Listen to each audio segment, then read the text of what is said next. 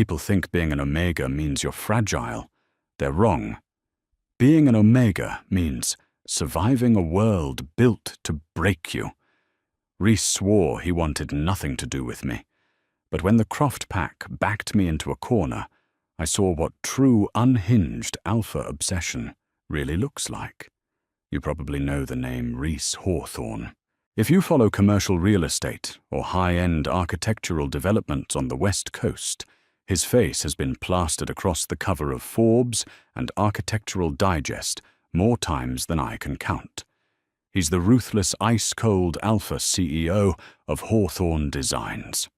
What the magazines don't tell you is that Rhys Hawthorne is a man who can sever a fated bond without batting an eye. My name is Finnick Gallagher. I'm an Omega, and 3 years ago I made the colossal mistake of falling in love with my boss. In our world, the corporate ladder isn't just about merit, it's dictated by biology. Alphas run the boardrooms, betas manage the middle ground, and Omegas.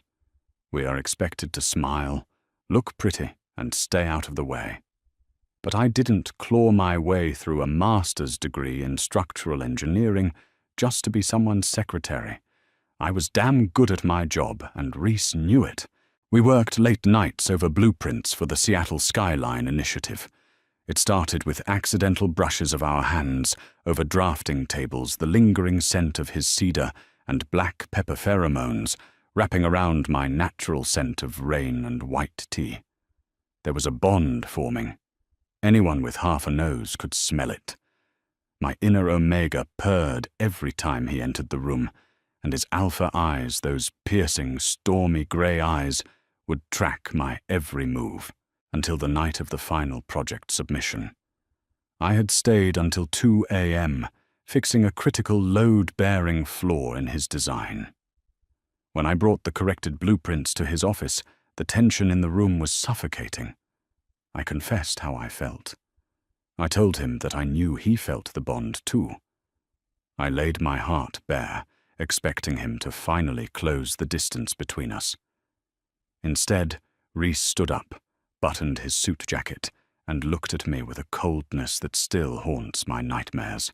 "You're a liability, Finnick," he said, his voice dropping into that commanding alpha timbre that forces Omegas to submit. "A biological distraction. I don't want a mate. I don't want a fragile Omega clinging to me while I build an empire. We are colleagues. If you cannot handle that, HR will have your severance package ready by morning." He claimed he didn't want me. He looked me dead in the eye and shattered the nascent bond right then and there. I didn't quit. My pride wouldn't let me. Instead, I went to a black market clinic in the industrial district and got a prescription for Grade A scent blockers, the kind that are technically illegal because they slowly destroy an Omega's nervous system over time. But they worked. I became a ghost in my own skin. For 3 years, I worked down the hall from the man who rejected me. My scent completely masked my emotions locked in a titanium vault. Rhys treated me like a stranger. He was strictly professional, icy and distant. It hurt, but I convinced myself I was over it. I was a professional. I was surviving. But then came the bid for the Cascade Harbour project. Hawthorne Designs was up against the Croft pack. Jasper Croft and his 2 right-hand men, Declan Reed and Liam Caldwell, ran a rival firm. They were a pack of traditional old-money alphas who believed Omegas belonged in breeding centres, not boardrooms. Jasper was a nightmare, a hulking, aggressive alpha whose pheromones always smelled like stale smoke and copper. They hated Rhys, but more than that, Jasper had developed a sickening fixation on me. He couldn't understand why a prime Omega was walking around Hawthorne Designs, unbonded and unmarked. To a predatory pack like Croft's, an unmarked Omega in a rival's territory wasn't just a person. I was a prize to be stolen. A way to humiliate Rhys Hawthorne. The tension between the two firms was at an all-time high. The final decision for the multi-billion-dollar contract was to be announced at the annual Pacific Northwest Developers Gala. I didn't want to go, but as the lead structural engineer, my absence would be a sign of weakness. "You're going to be fine, Finn," my best friend and co-worker Toby Evans told me as we rode the elevator up to the gala venue.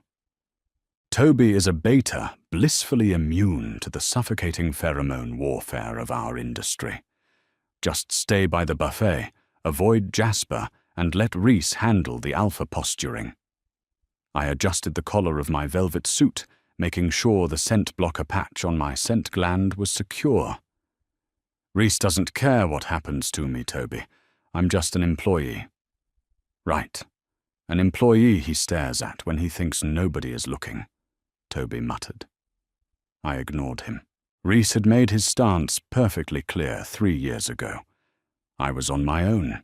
The gala was held at the apex of the Space Needle, a swirling mass of expensive champagne, forced laughter, and the overwhelming clash of alpha pheromones battling for dominance. The moment I stepped off the elevator, the air was thick. I immediately scanned the room for Reese. He was by the floor-to-ceiling windows, looking like a god in a bespoke Tom Ford tuxedo, surrounded by investors. He didn't look my way. Of course he didn't. I let out a breath I didn't realize I was holding and headed straight for the darkest corner of the room. I planned to sip club soda for 2 hours and then call an Uber. For the first hour, the plan worked. But my scent blockers were acting up. The extreme stress of being in a room with over 50 dominant alphas was causing my body temperature to spike, which degraded the adhesive on the patch. I could feel a faint, terrifying prickle at the back of my neck. My natural scent was starting to leak through. I needed to get to a bathroom to apply a backup patch. I signaled to Toby, but he was cornered by a chatty city councilwoman. I decided to make a quick dash for the restrooms near the VIP lounges, down a quiet, dimly lit hallway, away from the main party. That was my second colossal mistake. As I pushed through the heavy acoustic doors into the quiet corridor, the sudden silence was deafening. I hurried toward the restroom, fumbling in my pocket for the spare patch. "Leaving so soon? Little Omega." My blood ran cold. The voice was a low, mocking drawl. I turned to see Jasper Croft stepping out of the shadows of a private alcove. The heavy, suffocating stench of smoke and copper hit my senses like a physical blow. "Excuse me, Mr. Croft. I'm just going to the restroom," I said, trying to keep my voice steady. I took a step back, but my back hit a solid wall of muscle. I whipped around. Declan Reed and Liam Caldwell were standing right behind me. They had boxed me in. "No need to rush," Declan sneered, his eyes dropping to my exposed neck, where my scent patch was visibly peeling at the edges. "Smells like your little disguise is failing, Finnick. Rain and white tea. Delicious." Panic pure and unadulterated seized my chest. My inner Omega was screaming to submit to curl into a ball, but my human mind fought back. "Back off. We are in a public building. There are cameras." Jasper laughed, a harsh, grating sound. He stepped closer, crowding my space. He reached out and forcefully ripped the failing scent patch off my neck. I gasped, slapping my hand over my scent gland, but it was too late. Without the blocker, my distressed Omega pheromones flooded the narrow hallway. It was an involuntary biological reaction to fear designed to call for an alpha protector. But the only alphas here were the predators. "Look at you," Jasper murmured, his eyes flashing with the aggressive crimson hue of a fully aroused alpha. Such a prime Omega wasting away at Hawthorne Designs. I asked around about you, Finnick. Rumor has it you threw yourself at Hawthorne, and he tossed you aside. Said you were a liability. My heart hammered against my ribs. How did he know that it was a private conversation held in the dead of night? Reese doesn't want you, Liam added, stepping closer, his imposing frame blocking my only exit. He didn't claim you. That means you're unclaimed territory. And in the pack laws, unclaimed territory goes to the strongest. Get away from me. I shoved at Jasper's chest, but it was like pushing a brick wall. He grabbed both of my wrists with one massive hand, pinning them above my head against the wall. The sheer physical strength of a dominant alpha is terrifying. I couldn't move a millimeter. We're going to take you back to our estate, Jasper whispered, leaning his face into my neck, inhaling deeply. I squeezed my eyes shut, tears of pure terror leaking out. We're going to pass you around the pack until you're properly broken in. And then tomorrow morning, I'm going to walk into the final bid meeting smelling entirely of Hawthorne's favorite little engineer. Let's see how much he doesn't care then. Please, I choked out the biological imperative to submit warring with my desperate need to survive. Please don't do this. Shh, Declan cooed, stroking my cheek. Just let go, Omega. It's easier if you don't fight. Jasper's mouth opened against my scent gland, his teeth scraping the sensitive skin. He was going to mark me. He was going to force a pack bond on me, right here in the hallway, tethering me to him forever. I screamed, thrashing wildly, but Liam clamped a hand over my mouth, muffling the sound. My vision started to blur. The overwhelming assault of their combined alpha pheromones was forcing my body into a submissive drop. I was losing consciousness. I was going to lose my freedom, my life, my bodily autonomy, all because Reese Hawthorne had discarded me. Reese. My mind projected a silent, desperate cry into the void, a final plea to a broken bond that I knew didn't exist anymore. Suddenly the air pressure in the hallway plummeted. It wasn't a subtle shift. It was a violent physical implosion of the atmosphere that made my ears pop. The temperature dropped 10 degrees. The oppressive stench of Jasper's smoke and copper was instantly obliterated, swallowed whole by a terrifying roaring wave of freezing cedar and crushed black pepper. It was a killing intent, so thick, so absolute, that Declan and Liam physically staggered backward, gagging as their lungs were crushed by the sheer dominance of the pheromones flooding the space. Jasper froze his teeth a millimeter from my flesh. His crimson eyes widened in sudden primal fear. At the end of the hallway, the heavy acoustic doors had been ripped off their hinges. Standing in the doorway, surrounded by splintered wood and twisted metal, was Reese. But he didn't look like the cold, calculated CEO I had known for 3 years. His suit jacket was gone, his tie was ripped away, and his eyes weren't their usual stoic grey. They were blazing luminescent gold, the absolute mark of an alpha who has succumbed entirely to his most violent feral instincts to protect his mate. Reese hadn't just come to find me, he had come to slaughter. Silence fell over the hallway. It was not a peaceful silence. It was the suffocating vacuum that precedes a devastating explosion. Reese didn't walk. He stalked forward every step, vibrating with a lethal ancient rhythm that human evolution had tried and failed to breed out of our DNA. Liam Caldwell was the first to break the paralysis. He let out a pathetic, guttural snarl and lunged at Reese, attempting to establish some semblance of territorial defense. It was the worst mistake of his life. Reese didn't even break his stride. With a blur of motion, too fast for my eyes to track, Reese sidestepped Liam's clumsy punch, grabbed him by the lapels of his tailored suit, and slammed him face first into the reinforced concrete pillar framing the alcove. The sickening crack of breaking bone echoed through the corridor.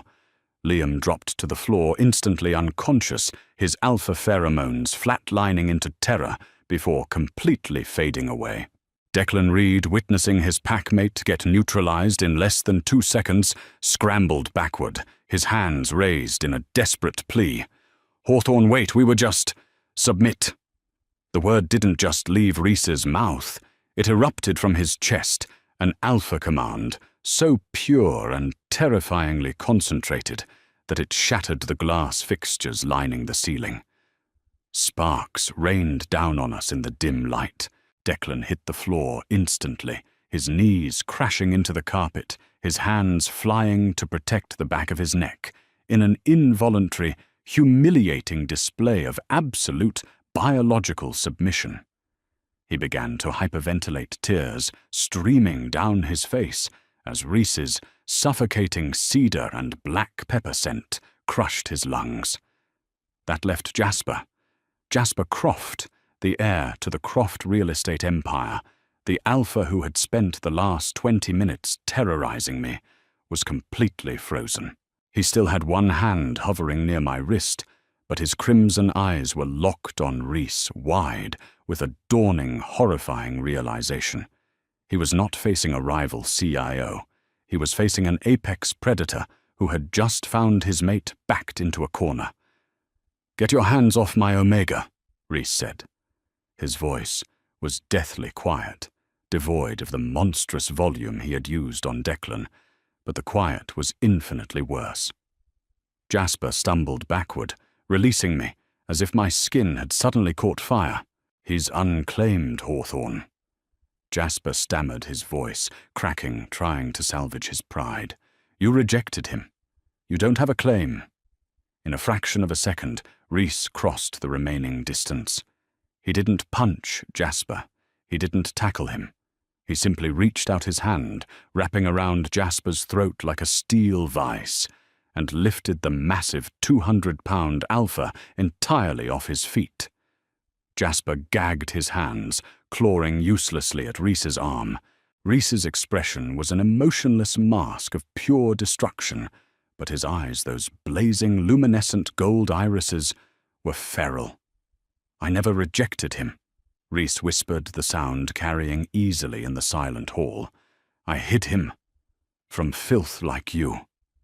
With a brutal flick of his wrist, Reese hurled Jasper across the hallway. Jasper crashed into the heavy oak doors of the VIP lounge, splintering the wood before collapsing in a heap of broken limbs and bruised ego. He groaned, trying to push himself up, but Reese was already there. Reese planted his custom leather Oxford squarely on the center of Jasper's chest, pinning him to the floor. "If you ever look at him again," Reese said, leaning down so his face was inches from Jasper's terrified eyes.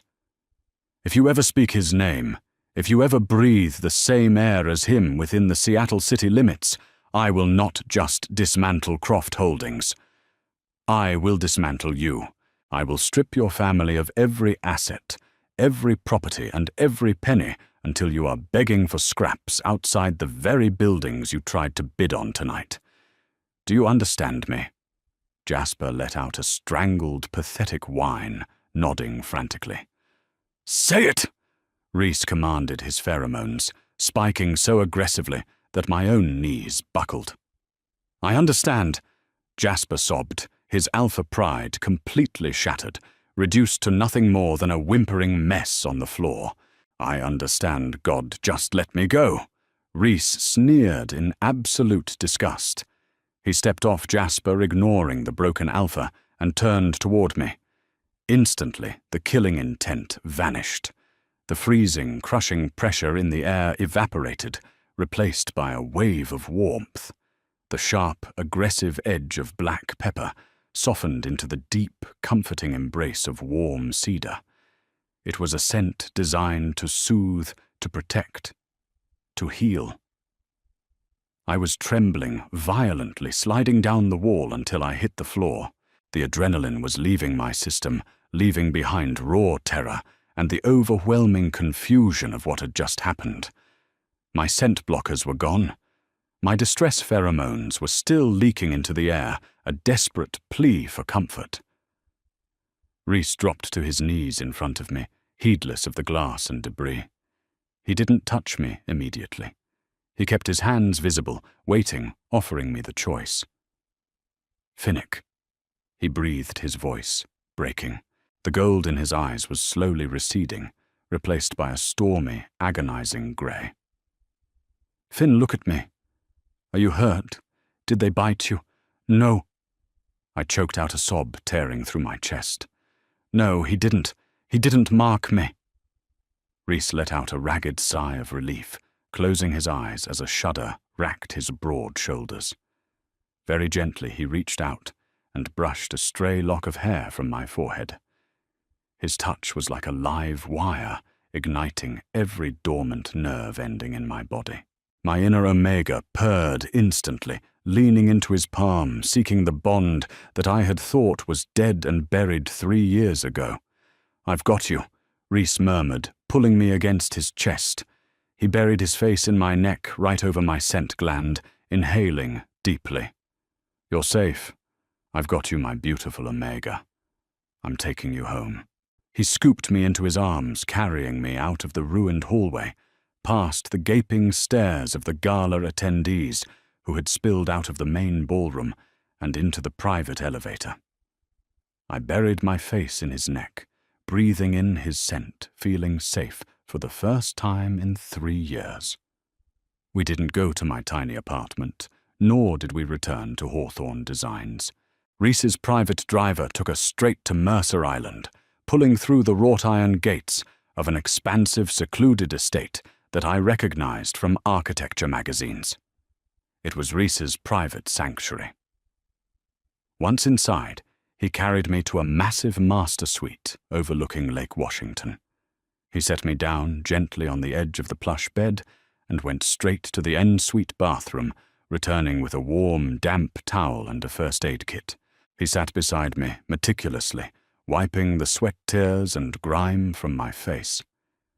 He worked in silence, his jaw tight, his eyes still flashing with protective gold every time he looked at the red marks on my wrists where Jasper had grabbed me. I watched him, my heart pounding, a frantic rhythm against my ribs. The shock was wearing off, and in its place, a burning, desperate anger was taking root. You said I was a liability, I whispered, my voice hoarse. Rhys froze, the towel hovering over my bruised skin. He closed his eyes, and when he opened them, the raw agony in his expression made my breath catch. I lied, he said simply. He tossed the towel aside and ran a hand through his perfectly styled hair, ruining it. I lied to you, Finnick, and it was the most agonizing thing I have ever done in my miserable life. Why? I demanded, pushing myself up, ignoring the ache in my muscles. Why would you do that? You broke me, Rhys. I spent 3 years using illegal scent blockers just so I could stand to be in the same room as you. You let me believe you hated me. Because Arthur Croft threatened to ruin your life. Rhys exploded, standing up and pacing the length of the room. The sheer volume of his confession stunned me into silence. He stopped pinching the bridge of his nose, forcing his breathing to level out. 3 years ago, on the night you brought me those blueprints, I wanted to claim you right then and there. I was entirely in love with you. But 2 hours before you walked into my office, I received a secure dossier from Arthur Croft, Jasper's father. Rhys walked back over, kneeling on the floor in front of me, forcing me to meet his eyes. The Crofts have deep, dirty ties with the zoning boards and the federal engineering licensing committees. Arthur found out about our bond. He knew you were my weak point. He told me that if I claimed you, if I showed even an ounce of favoritism toward you, he would frame you for structural negligence on the Seattle Skyline Initiative. He would have your engineering license permanently revoked. You would have faced federal prison time, Finnick. He was going to destroy your entire future just to cripple Hawthorne Designs. I stared at him, the pieces of the last 3 years suddenly clicking into place. The sudden coldness, the emotional distance, The way he kept me on his staff, but never let me near his personal projects.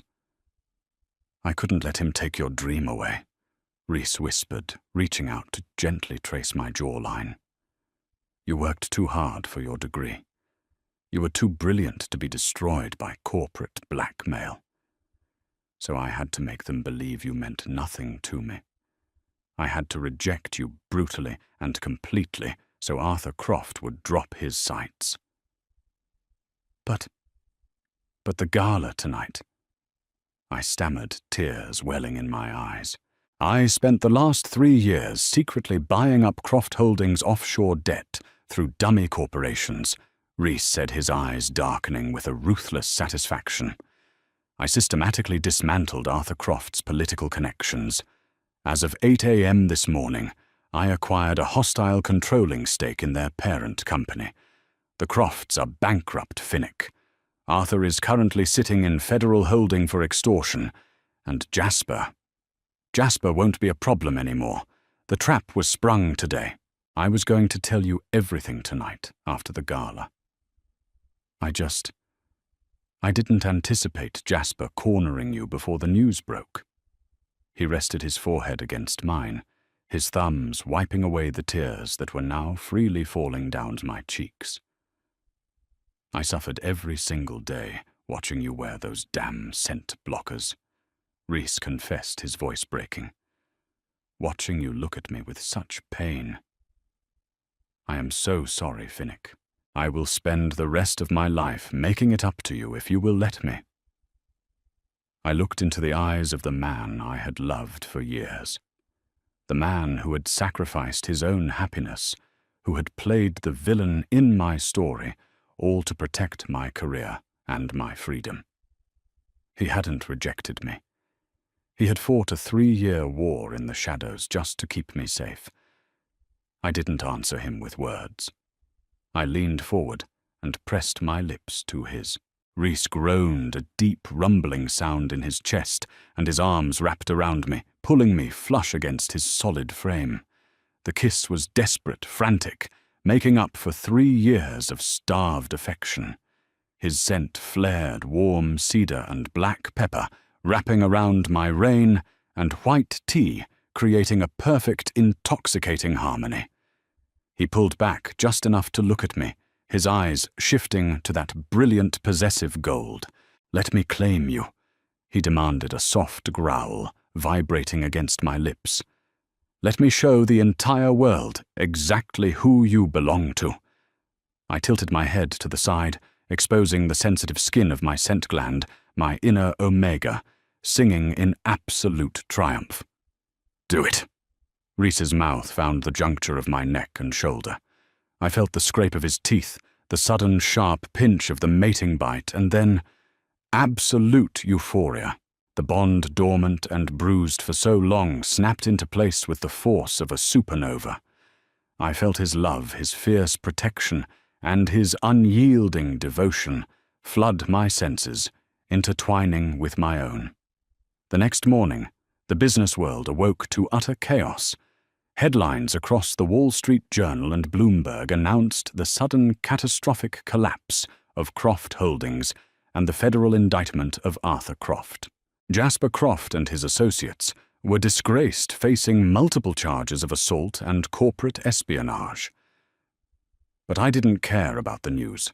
I walked into the lobby of Hawthorne Designs, the heavy scent of my alpha surrounding me like an impenetrable shield, a deep, dark mating mark resting proudly on my neck. I wasn't just an Omega navigating a world built to break me anymore. I was Finnick Hawthorne, lead structural engineer and the mate of the most powerful alpha on the West Coast. And anyone who had a problem with it would have to answer to him. If you loved this intense Omegaverse drama of revenge protective alphas, and a love that survived 3 years of secrets, smash that like button, share this story with your friends who crave that feral possessive alpha energy, and don't forget to subscribe to our channel for more thrilling BL stories, plot twists and steamy romances every single week. Hit the notification bell so you never miss a wild ride.